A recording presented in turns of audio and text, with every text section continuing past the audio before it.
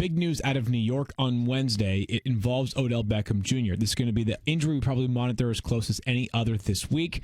He officially did not practice. What does that mean?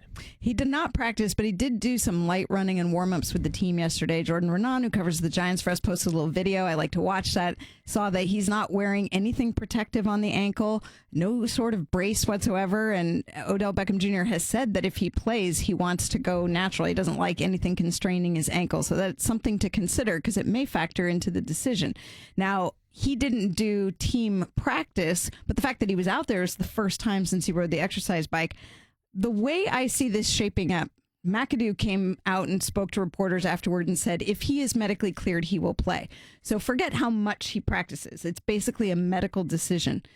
I have a feeling this will be something we'll be talking about on Sunday as a game time decision for a Sunday night game. They'll see how he responds each day to the work he does. They'll see how he feels Sunday. He'll warm up, and then we'll get an answer. It's going to be a fantasy situation like that. This is the perils of a Sunday night game. The only sliver of I guess, a couple of silver linings here is one is that he doesn't have to practice in order to play on Sunday, according to his own head coach.